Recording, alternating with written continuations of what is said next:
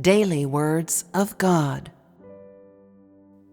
After the work of Jehovah, Jesus became flesh to do his work amongst man. His work was not carried out in isolation, but built upon the work of Jehovah. It was work for a new age after God had concluded the age of law.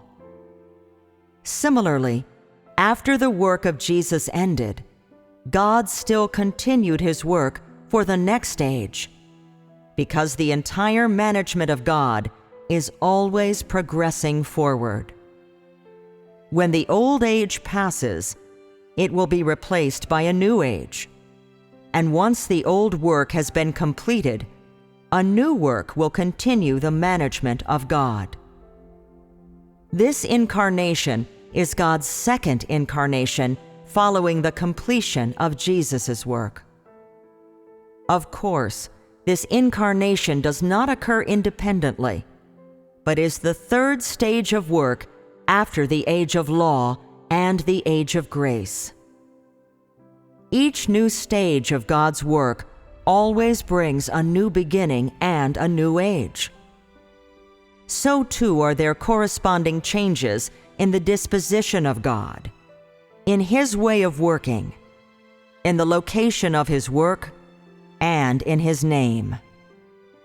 No wonder, then, that it is difficult for man to accept the work of God in the new age. But regardless of how he is opposed by man, God is always doing his work, and is always leading the whole of mankind forward.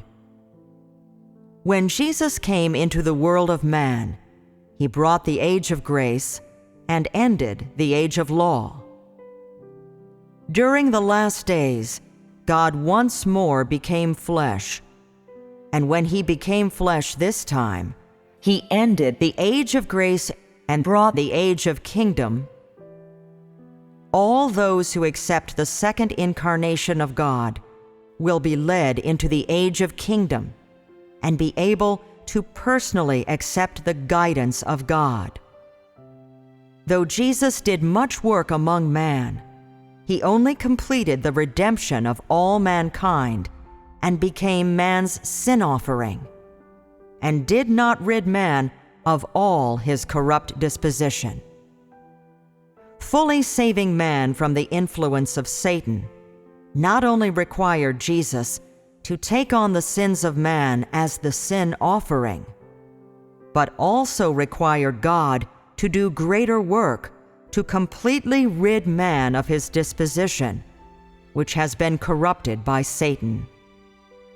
And so, after man was forgiven his sins, God has returned to flesh to lead man into the new age, and begun the work of chastisement and judgment. And this work has brought man into a higher realm. All those who submit under his dominion shall enjoy higher truth and receive greater blessings. They shall truly live in the light, and shall gain the truth, the way, and the life.